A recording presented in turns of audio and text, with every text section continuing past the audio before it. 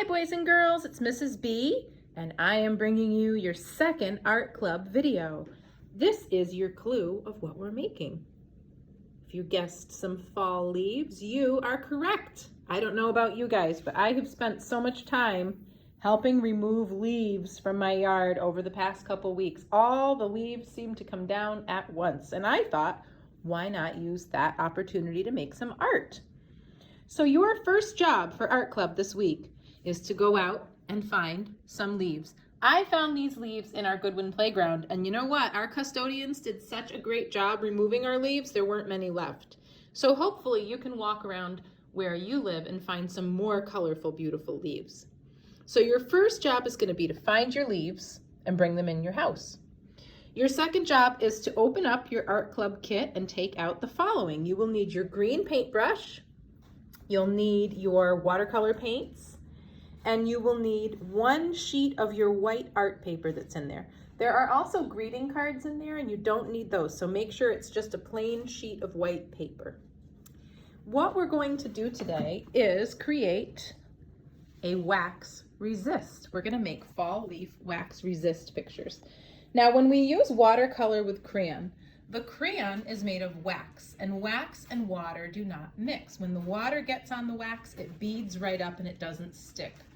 So we're going to use the crayon first. First we'll color with crayon, and second we'll paint with watercolor on top of it. These are the steps for today's project. Your first job is to trace your leaves lightly with a pencil. You're going to trace them lightly. If you would rather draw them from observation, you can do that too. If that's really difficult, you are welcome to trace them. You are going to then go over your pencil lines with a black crayon. So the only crayon you'll need today is black, and the important part is to push really hard. To do a successful wax resist, you have to have a thick layer of wax on your paper. So you can see when I drew my leaves with my black crayon, I did it lightly with pencil and then I traced really hard with that black crayon on top.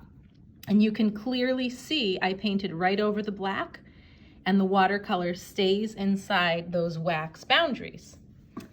And the third step is to paint with your watercolor. You're going to use cool colors around your leaves and warm colors in your leaves. Now, what do I mean by cool and warm colors? I'm sure some of you remember from last year. So in art, the colors that are on the top of the rainbow, red, orange, yellow, those are our cool colors. The colors on the bottom half of the rainbow, green, blue, and purple, are our cool colors. So inside our leaves, we're going to use our red. You'll see you have a couple shades, our oranges, and our yellow. Another warm color that you can add to your leaves is brown. Brown's considered a neutral color, but our brown in our paint box is an orangey brown. I used it up here, so it's kind of a warm brown. Outside, you're going to use your cool colors. Our cool colors are our greens. We have a yellow green, a green, and a blue green.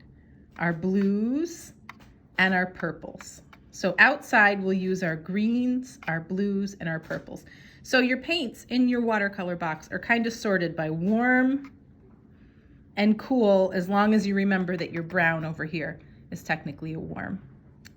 So when we are painting, you're going to do this in two steps. The first thing you're going to do is decide if you want to start with the outside or the inside. The outside colors are our cool colors. The inside colors are our warm colors. So you can lay your leaf right down on your paper, and you can take, oops, sorry about my hand. You can take your pencil and lightly trace right around the edges. It's a lot easier if you tape it or if you hold it with your other hand, if you're not also holding a phone making a video. So you can start by tracing the outside and then looking at those veins in the leaf, those lines, and going back and adding those afterwards. So after you have drawn your leaves with pencil and you have traced them nice and dark with crayons, I'm going to review how we use our watercolor paints. To use our watercolor paints, first we need water. We swirl it around the bottom and we brush it on the side like we've been practicing in art. Then we need a color. I'm going to get some of this really nice red. Now see how I'm gently brushing I'm not trying to make a hole in my paint because if I brush too hard, I'll get chunks of paint on my brush. It won't look as nice and my paints won't last as long. And then I'm painting right on top of my lines. Water, color, paint. The name tells you how to use it. First the water, then we go in the color, and then we paint with it. Water, color, paint. Now I want to switch and start adding a little bit of orange to this leaf. So I get some more water. I swirl it around in the color. Once you start to see the color on your paintbrush, you know it's ready to be used and paint. Watercolor paints are dry when they're in the box, and they need to be dry when the box closes as well. So when you are finished using your watercolor paints, you need to leave them open so that they are able to dry. So I'm painting inside the leaves that I drew. Let's see, I think I'll do the tip yellow. I think that would look kind of nice.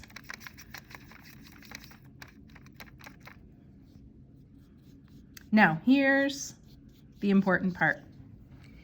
Mrs. B has half my paper where I started with my blues and half where I started with my leaves.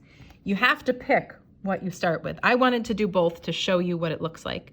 But if you have wet watercolor paint and I start painting my beautiful blues around this, there's a really good chance my warm colors are gonna leak into my cool colors and mix. So the best thing to do is to do all of your warm colors or all of your cool colors, let it dry, and then do the other part. So you would do all of your leaves, maybe let it dry for a few hours or even overnight, and then go back and do your cool colors around them. Or the opposite, you could do all of your cool colors, let it dry for a few hours, or even better would be overnight, and then go back and paint in those leaves. So you need to decide if you're starting with the warm or the cool. I'll show you, just for the purposes of knowing what to do, how we would do the background. So I am taking my paintbrush, I have my beautiful cool colors, and see how I'm going very carefully around my leaves. And the nice thing about watercolor paints is they blend really beautifully. So I can use my blue and decide, you know what, I want to add a little purple. And while it's wet, you can blend them right together. Once they dry, they don't blend anymore. So if you want to do a blended background like that, you need to work fast. This is called a wet on wet watercolor technique. So I'm painting wet watercolors on top of wet watercolors, and they blend beautifully. So when you're finished, you will have a gorgeous, cool and warm color, wax resist watercolor painting. If you celebrate any holidays in the fall or the winter, Thanksgiving or Hanukkah or Christmas, this makes a beautiful gift for a family member. You could put this in a frame and you could gift it to somebody for the holiday season. Have a great time using your beautiful watercolor set and making your warm and cool leaf painting this week in art. Enjoy!